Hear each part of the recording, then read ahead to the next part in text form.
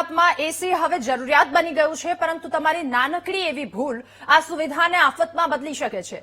દિલ્હીમાં એસી કે જ્યાં 4 માળની બિલ્ડિંગમાં એસીના કારણે બ્લાસ્ટ થયા અને અનેક ફ્લેટમાં ભીષણ આગ લાગી હતી, જેમાં 9 લોકોના મોત નીપજ્યા હતા. ત્યારે આ ઘટનાએ સૌ કોઈને ચોંકાવી દીધા. જ્યારે એસીમાં શા માટે બ્લાસ્ટ થાય છે અને કયા સંકેતોના આધારે તેની અવગણના ન કરવી જોઈએ, સુરક્ષિત રહેવા માટે શું એ તમામ પગલાઓ છે, કઈ કઈ સાવચેતી લેવી જોઈએ, આ વાત અનિવાર્ય છે. એના પર ગ્રાફિક્સના માધ્યમથી એકવાર સમજવાનો પ્રયત્ન કરીશું કે પરિસ્થિતિ શું છે અને એ સ્થિતિ જો તમે નાનકડી એવી ભૂલ કરશો તો પછી એ ભૂલ તમને ભારે પડી શકે પ્રકારની સ્થિતિ રહેવાની અહીંયા સ્થિતિ છે. હવે એ તમામ વસ્તુ ગ્રાફિક્સના માધ્યમથી એકવાર સમજીશું કે દિલ્હીમાં જે પ્રકારનો એસીમાં બ્લાસ્ટ થયો અને આખી બિલ્ડિંગ સુધી આગ પ્રસરી હતી. તમે પણ એવી બિલકુલ નાની ભૂલ ન કરતા એસીમાં આગની ઘટનાથી કેવી રીતે બચવું જોઈએ એકવાર એના પર નજર રાખી લઈએ. સતત એસી ચાલુ ન રાખવી. અત્યારે ઉનાળાનો સમય અને લોકો એવું પ્રિફર કરતા હોય છે કે આખો દિવસ આખી રાત સતત એસી ચાલુ રાખતા હોય છે, જેના કારણે ક્યાંક ને ક્યાંક શોર્ટ સર્કિટ અને એ પ્રકારની સ્થિતિ હોય છે અને એસીમાં આગ લાગવાની ઘટનાઓ ઘટે છે. ન માત્ર એક જગ્યા પર પરંતુ અલગ અલગ જગ્યા પર આ પ્રકારના કિસ્સાઓ આપણે જોયા છે. સતત એસી ચલાવતી વખતે 5 થી 7 મિનિટ જેટલું એસી બંધ રાખવું પડે. અત્યારે હાલ 40 થી 45 ડિગ્રી જેટલું એ તાપમાન અને આ તાપમાનના સમયમાં જે સ્થિતિ છે કે લોકો સતત દિવસ રાત જેઓ એસી ચાલુ રાખે છે ત્યારે એને 5 થી 7 મિનિટ જેટલો રેસ્ટ આપવો જોઈએ. ઓવરહીટિંગ ન થવું જોઈએ. ઇલેક્ટ્રિક સિસ્ટમ છે એને અપડેટ રાખવું. એ જૂની સિસ્ટમ હશે તો ક્યાંક ઓવરહીટિંગ થશે અને ઓવરહીટિંગના કારણે આગ લાગવાની શક્યતાઓ પણ વધી શકે છે. ખોટી રીતે કે પછી આઉટડેટેડ વાયરિંગ હશે તો શોર્ટ સર્કિટ થવાની શક્યતાઓ પણ વધી જાય છે. એટલે કે જે વાયરમેન છે અથવા તો જે ઇલેક્ટ્રિશિયન છે આપના ઘરના એ પણ અપડેટેડ હોવા જોઈએ. સાથે વાયરિંગ જે અપડેટ વાયરિંગ કરાવવામાં આવે છે એ પ્રકારનું હોય તો પછી આવી ઘટનાઓથી આપણે બચી શકીએ છીએ. એટલે એસીમાં આગ લાગવાની ઘટનાઓ આ તમામ. સાથે એસીનો પ્લગ ઓવરલોડેડ સર્કિટમાં ન રાખવો. હવે કેટલીક જગ્યા પર એવું હોય છે કે એક સર્કિટમાં કેટલા બધા કનેક્શન આપી દીધા હોય છે, પરંતુ એ કનેક્શન એસીનું અહીંયા ન આપવું જોઈએ, અલગથી આપવું જોઈએ. સાથે એનું વાયરિંગ પણ અપડેટ હોવું જોઈએ. તમારા ઘરે જે ઇલેક્ટ્રિશિયન આવે છે એને પણ એ તમામ વસ્તુની કાળજી રાખવા માટે આપણે સૂચના આપવી જોઈએ.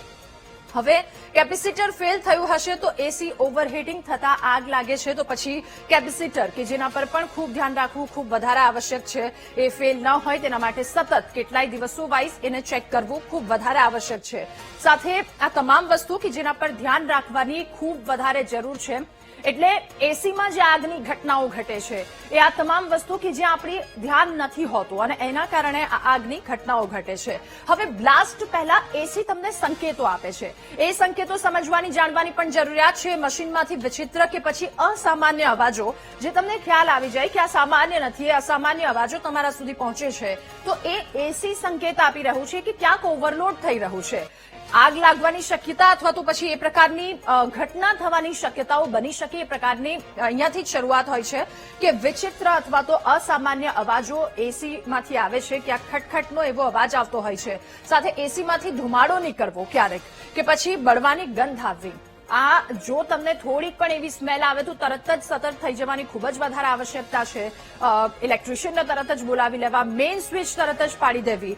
એસી વારંવાર પોતાની જાતે જ ચાલુ બંધ થઈ રહ્યું છે તો પણ એક સમજવું કે એસી સંકેત આપી રહ્યો છે કંઈક ગડબડ છે, કંઈક એવી વસ્તુ છે જેના કારણે અહીંયા એવું લાગી રહ્યું છે કે એસીમાં કંઈક ગડબડ છે. ત્યારે લાંબા સમય સુધી ચાલુ રાખવા છતાં પણ કુલિંગ ન થાય. ક્યારેક આવી રીતે પરિવારમાં વાતો કરતા પણ લોકોને સાંભળ્યા હશે કે ક્યારનું એસી ચાલુ છે, હજુ કુલિંગ નથી થઈ રહ્યું. તો આ પણ એક સંકેત છે જે એસી આપને સંકેત આપી રહ્યો છે કે અંદર કંઈક ગડબડ છે અને આ જે વાત છે એ ખૂબ ખતરનાક અથવા તો ભીષણ આગ સુધી પણ પહોંચી શકે છે.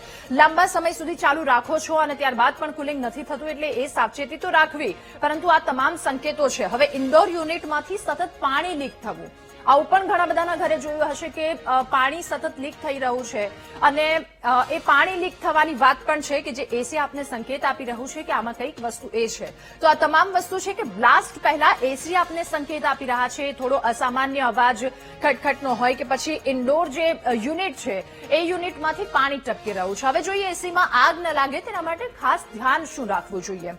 એસીમાં ગેસનું લેવલ નીચે ન જવા દો. હવે શિયાળામાં સતત એસી બંધ રહે છે, ત્યારબાદ આ સિઝનમાં સતત એસી ચાલુ થાય છે તો એ બંને સિઝન વખતે એક વખત એસીને ચેક કરાવવું ખૂબ વધારે આવશ્યક છે. એસીમાંથી બળવાની ગંધ આવે અથવા તો મુખ્ય પાવરથી ડિસ્કનેક્ટ ત્યારે તરત જ કરી લેવું જોઈએ કે એ નાનકડો સ્પાર્ક થયો હોય તો એ ભીષણ ઘટના સુધી ન પહોંચે. સાથે જો રૂમની વાત છે તો તરત જ રૂમથી બહાર નીકળી જવું, એ દરવાજો બંધ કરી દેવો, કારણ કે એટલી આગ બીજી જગ્યા પર ન પ્રસરે. પ્લગ અને વાયર ચેક કરતા રહેવું જોઈએ. જે રીતે વાત કરી કે સતત એક લાંબા સમયગાળા દરમિયાન એસી બંધ હોય છે, ત્યારબાદ ફરી એક વખત એસી ચાલુ કરવામાં આવે છે, તો આ સમયગાળા દરમિયાન એ પ્લગ, એ વાયર, એસીનો પુરવઠો છે, જે વીજ પુરવઠો આવે છે અને એસીને નિયમિત સર્વિસ કરાવવું પણ ખૂબ વધારે આવશ્યક છે.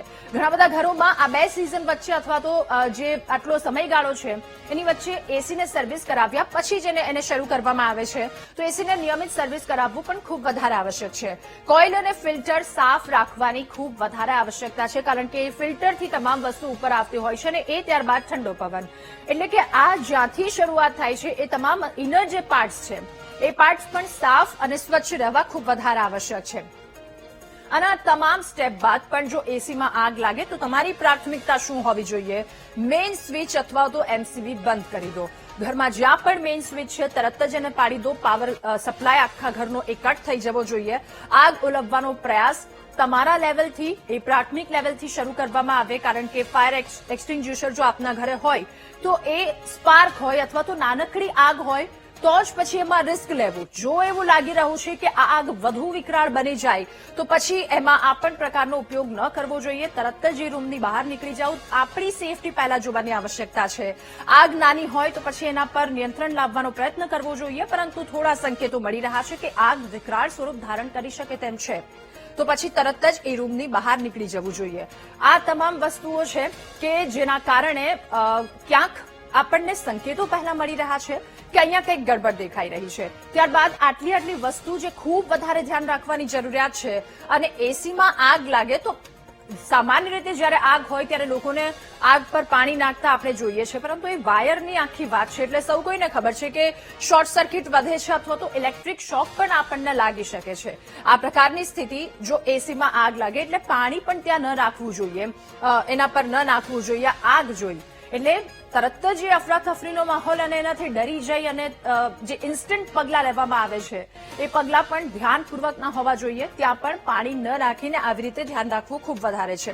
સાથે જો એવું લાગી રહ્યું છે કે આ આગ કાબુની બહાર જઈ રહી છે તો પછી એ આગ એને ઓલવવાનો પ્રયત્ન કરતા પહેલા આપનો જીવ બચાવવો ખૂબ વધારે જરૂરી છે. તમે મદદ મેળવી શકો એટલી મદદ બહારથી કરવી જોઈએ, પરંતુ પહેલા એમસીબી સ્વિચ પાડી ઘરનો તમામ વીજ પુરવઠો બંધ કરી દેવો જોઈએ અને સાથે એ રૂમ કે જ્યાં આગ લાગી છે એ રૂમ બંધ કરી અને બહાર નીકળી જવું જોઈએ. દરવાજો બંધ, રૂમ બંધ હોવાના કારણે આગ વધુ પ્રસરતા અટકી શકે. હવે જોઈશું કે એસી જેના કન્ડેન્સર તાંબાના હોય એ ખૂબ વધારે એક મહત્વની વાત છે. એસી ખરીદતા પહેલા કઈ કઈ વસ્તુનું ધ્યાન રાખવું જોઈએ? હવે બે પ્રકારના કન્ડેન્સર હોય છે, એક એલ્યુમિનિયમ હોય છે અને એક તાંબાના હોય છે. હવે સામાન્ય રીતે લોકો તાંબાના વધારે પ્રિફર કરે છે, કારણ કે જે એના જે કન્ડેન્સર છે એ વધારે સેફ છે. તાંબાના કન્ડેન્સર વાળા એસી વધારે મોંઘા પણ હોય છે, પરંતુ એ પ્રિફર કરવા આવશ્યક છે, કારણ કે એ જે કુલિંગ પ્રોસેસ આખી હોય છે એ તાંબામાં એ પાણી સાથે એક ક્ષાર પણ નથી લાગતો, એટલે આખી જે સિસ્ટમ છે ક્યાંક ને ક્યાંક તાંબામાં સારી આવે છે. તાંબુ પાણી કે હવાના ભેજની સાથે કોઈ પણ પ્રક્રિયા નથી કરતું અને આ ભેજની સાથે પ્રક્રિયા ન કરવાના કારણે ત્યાં ક્ષાર નથી લાગતો અને આ ક્ષાર તાંબાના કન્ડેન્સર છે ત્યાં નથી લાગતો. એટલા માટે લોકો આ પ્રિફર કરે છે. જો કે થોડું પ્રીમિયમ છે, થોડું મોંઘું છે, પરંતુ લોકો એ વધારે પ્રિફર કરે છે એલ્યુમિનિયમની કમ્પેરમાં. એલ્યુમિનિયમમાં આગ લાગવાની એ તમામ ઘટના છે લો સ્પેસિફિક હીટ પ્રોપર્ટીના કારણે તાંબુ એ જલ્દીથી ગરમ નથી થતું.